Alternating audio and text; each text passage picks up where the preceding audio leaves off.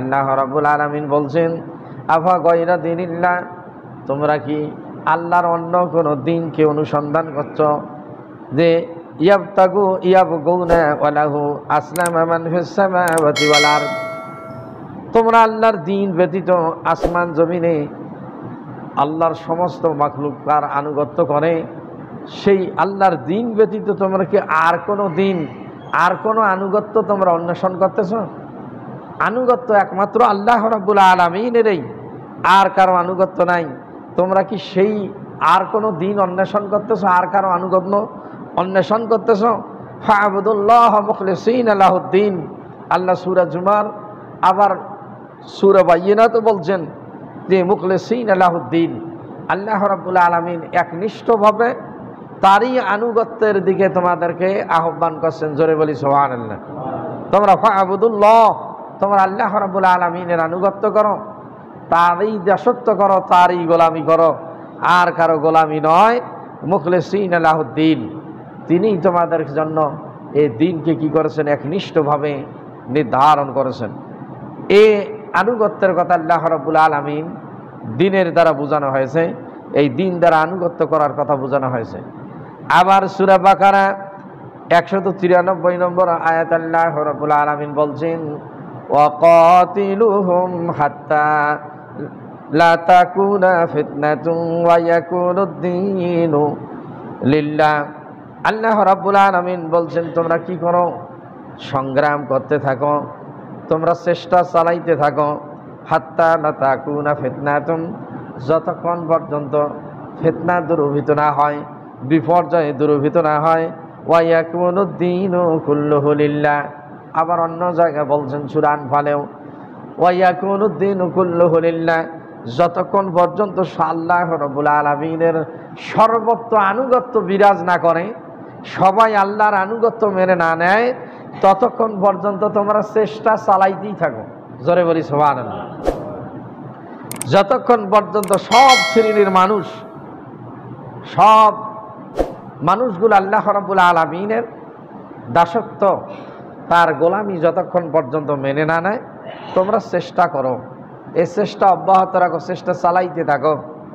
তাহলে এখন আনুগত্য তো সবাই কি করে? সবাই মানুষ আল্লাহর আনুগত্য করে না। আল্লাহ বলছেন, মা খালাকতুল জিন্না ওয়াল ইনসা ইল্লা লিয়াবুদুন, আমি জিন এবং ইনসানকে আমার গোলামির জন্য, আমার দাসত্বের জন্য, আমার আনুগত্যের জন্য প্রেরণ করেছি। মানুষ আর জিন কি করবে? আল্লাহর গোলামি করবে, আল্লাহর দাসত্ব করবে। আর পৃথিবীর সব মাখলুকাতগুলো এরকম মানুষের গোলামি করবে। জোরে বলি সুবহানাল্লাহ। সব মানুষ, প্রাণী, আল্লাহ পাকের যত মাখলুক আছে, জিনেরাও মানুষের আনুগত্য করে। সব মাখলুক কি করবে?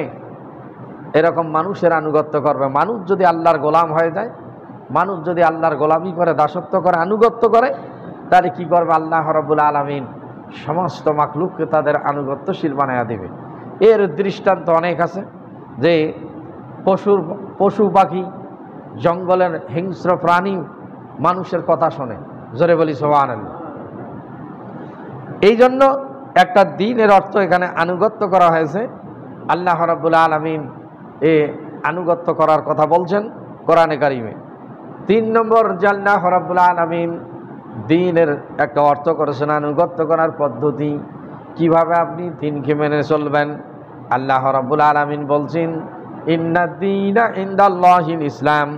সূরা ইমরানের মধ্যে আল্লাহ রাব্বুল আলামিন বলছেন, আমি তোমাদের একমাত্র আনুগত্যের পদ্ধতি রেখে দিয়েছি। ইন্নাদ-দীনা ইনদাল্লাহিল ইসলাম, দ্বীন হিসাবে ইসলামকে। জোরে বলি সুবহানাল্লাহ। আর কোনো ধর্মের আনুগত্য চলবে না, আর কোনো নিয়ম নীতি তোমরা মেনে চলবে না, একমাত্র ইসলামের আনুগত্য মেনে চলবে। তাছাড়া আর কাহারও আনুগত্য মেনে চলা যাবে না। এই জন্য আল্লাহ রাব্বুল আলামিন কথা বলছেন যে তোমরা কি করবে? একমাত্র ইসলামের আনুগত্য করবে। দ্বীনুল ইসলাম, ইসলাম হিসেবে আল্লাহ পাক যে দ্বীনকে মনোনীত করেছেন, যে দ্বীনকে প্রতিষ্ঠিত করেছেন, সমস্ত পূর্বের দ্বীন ধর্ম সব বাতিল। আর কোনো ধর্মের আনুগত্য করতে পারবে না, যেটা আনুগত্যের পদ্ধতি। আর কোনো নিয়ম নীতি তোমরা মেনে চলতে পারবে না, একমাত্র ইসলামের নিয়ম নীতি মানা চলা, যেটা যেটা সূরা বাকারা আল্লাহ রাব্বুল আলামিন ইহুদি পণ্ডিতেরা যখন আল্লাহর নবীর কাছে আসি বসলেন, ইয়া রাসূলুল্লাহ, আমরা রাত্রিবেলায় তৌরাত পাঠ করতাম এবং কি করতাম, আমরা শনিবারের দিন উদযাপন করতাম, আমরা এখন মুসলমান হয়েছি, আপনি যদি কি করেন, আমাদেরকে যদি একটু তাওরাত পড়ার অনুমতি দেন, তাওরাতের উপর আমল করার অনুমতি দেন এবং শনিবারের দিন উদযাপন করার অনুমতি প্রদান করেন, তাহলে আমাদের জন্য ভালো হইতো। আল্লাহ রাব্বুল আলামিন জানায় দিলেন, ইয়া আইয়ুহাল্লাযীনা আমানু দুখুলু ফিস-সিলমি কাফা, হে ঈমানদারগণ, তোমরা পরিপূর্ণ ইসলামের মধ্যে দাখিল হও। দ্বীনুল ইসলাম, যে ধর্ম হিসাবে যে ইসলাম পেয়েছ তার আনুগত্য করো, অন্য কোনো দ্বীনের আনুগত্য চলবে না। তুমি যদি ইসলাম গ্রহণ করো আর যদি কও আমি তাওরাত পড়ব, শনিবারের দিন উদযাপন করব, মুসলমানও থাকবো আর এটাও করব, তা হবে না। এরকম ইসলাম গ্রহণ করার পর যদি কন যে খ্রিস্টানদের ধর্ম ওটাও ঠিক, আমাদেরটাও ঠিক, জোরে বলি নাউজুবিল্লাহ, তার ইমানই আপনার থাকবে না। সমস্ত ধর্ম মানছুক, খ্রিস্টান ধর্ম মানছুক, ইহুদি ধর্ম মানছুক, বৌদ্ধদের ধর্ম মানছুক, সমস্ত আসমানি কিতাব সবগুলো মানছুক, যেটা আর গ্রহণযোগ্য নয় একমাত্র কোরআন ছাড়া, ইসলাম ছাড়া, জোরে বলি সুবহানাল্লাহ। সব বাতিল। আপনার যত ধর্মগ্রন্থ আছে, আপনার বেদ, পুরাণ, বাইবেল যতগুলো আছে, ত্রিপিটক, জিন্দাবাদ, যত আসমানি কিতাব সব মানসুখ। কোনো ধর্মীয় কিতাব, কোনো ধর্মের আনুগত্য চলবে না।